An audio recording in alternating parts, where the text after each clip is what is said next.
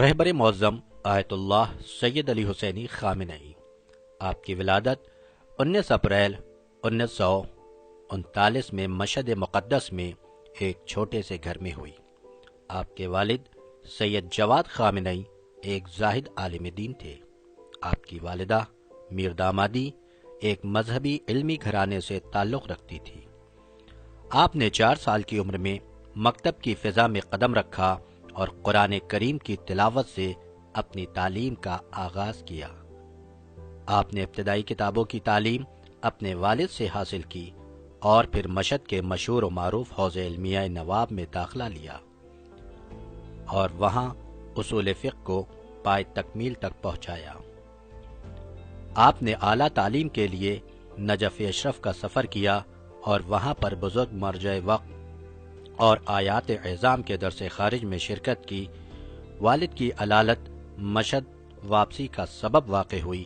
آپ نے مشہد میں قیام کے دوران 1 سال آیت اللہ میلانی کے درس خارج میں شرکت کی اور پھر قم کا سفر کیا اور وہاں پر بزرگ مرجع وقت اور آیات اعظام کے درس خارج میں شرکت کی۔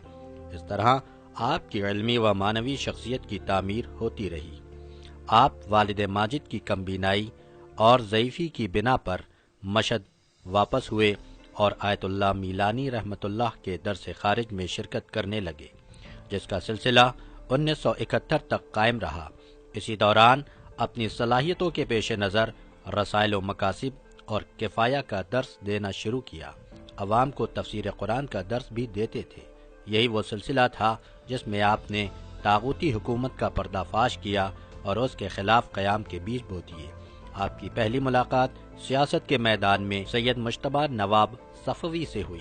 یہ ملاقات حقیقت میں انقلابی تحریک کو شروع کرنے کی پہلی کرن تھی۔ امام خمینی نے 1964 میں آپ کو پہلی ذمہ داری سونپی، جس میں محرم کے مہینے میں آپ کو مشہد مقدس کے تمام علماء، مراجع اور دینی انجمنوں کے ساتھ مل کر تحریک انقلاب کو آگے بڑھانا تھا۔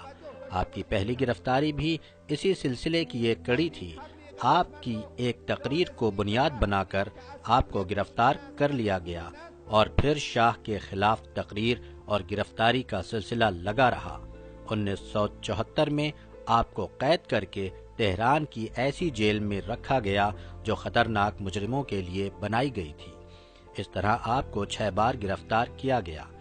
عراق میں امام خمینی کے بیٹے مصطفیٰ خمینی کی شہادت نے تحریک انقلاب کو نیا موڑ دے دیا۔ حکومت نے انقلابیوں اور مجاہدوں کی سرگرمیوں پر پہرا بٹھا دیا اور ان پر ہر اعتبار سے دباؤ بنانے کی کوشش کرنے لگی۔ اسی راہ میں بہت سے مجاہدوں اور انقلابیوں کو جلا وطن کر دیا گیا، جن میں رہبر معظم بھی شامل تھے۔ آپ کو ایران شہر، جو صوبہ بلوچستان کا ایک شہر ہے، اس کی جانب 3 سال کے لیے جلا وطن کیا گیا۔ اگرچہ یہ جلا وطنی مفید ثابت ہوئی اور آپ کو ایران کے دور دراز علاقوں میں انقلاب کی تحریک چلانے اور وہاں کے لوگوں کو بیدار کرنے کا موقع ملا۔ امام خمینی نے 1979 میں انقلاب کی کمیٹی بنانے کا فرمان صادر کر دیا۔ رہبر معظم امام خمینی کی جانب سے اس کمیٹی میں شامل ہونے کے لیے تہران آ گئے اور انقلاب کو کامیاب بنانے میں مشغول ہو گئے۔ اس کمیٹی نے اپنی تمام انقلابی ذمہ داریوں کو بخوبی نبھایا۔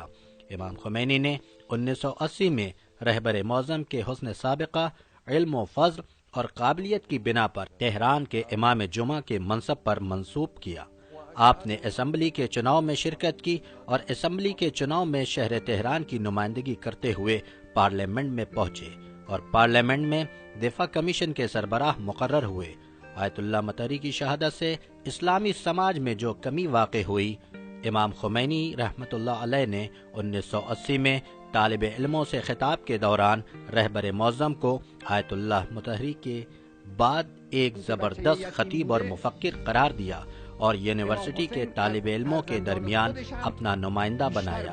آپ ہر ہفتے پیر کو یونیورسٹی کی مسجد میں تشریف لے جاتے، نماز بجماعت ادا کرتے اور پھر نماز کے بعد اہم مسائل پر مشتمل ایک جامع تقریر فرماتے آپ کو شہید کرنے کی غرض سے آپ پر اس وقت جان لیوا حملہ ہوا جب آپ مسجد ابو ذر میں لوگوں سے خطاب کر رہے تھے تو آپ کے نزدیک دھماکہ ہوا اور آپ شدید زخمی ہو گئے، اور جیسے ہی کچھ بہتر ہوئے دوبارہ مصروف کار ہو گئے۔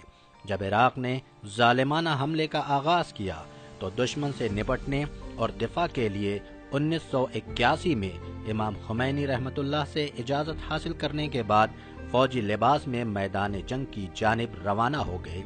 جب کبھی امام خمینی رحمۃ اللہ کو جنگ کی گزارشات پیش کرنی ہوتی یا نماز جمعہ کو قائم کرنا ہوتا تو تہران واپس آتے، ورنہ وہیں مشغول رہتے۔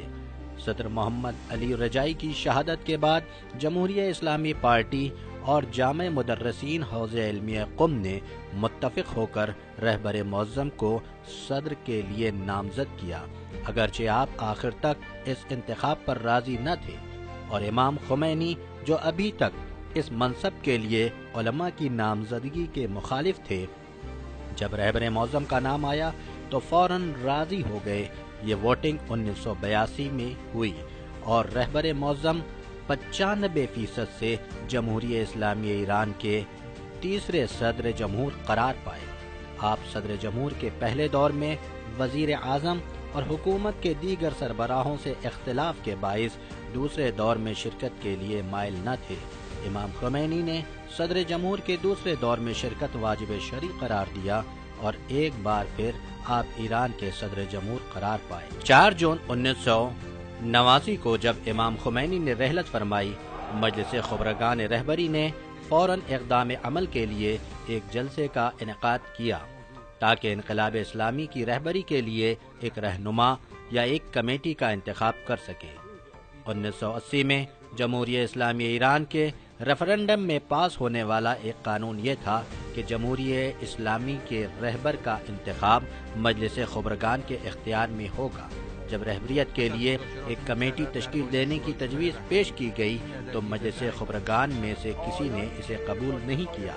جب رہبریت کے لیے فرد کی تجویز کی گئی اور مصداق کے طور پر رہبر معظم آیت اللہ العظمی سید علی حسینی خامنئی مدد ظلہ العالی کا نام پیش کیا گیا تو آپ کی علمی، سیاسی اور دینی بصیرت کے پیش نظر جمہوریہ اسلامی ایران کی رہبریت کے لیے انتخاب کر لیا، اور پھر اس طرح آپ رہبر جمہوریہ اسلامی ختم بخیر شد.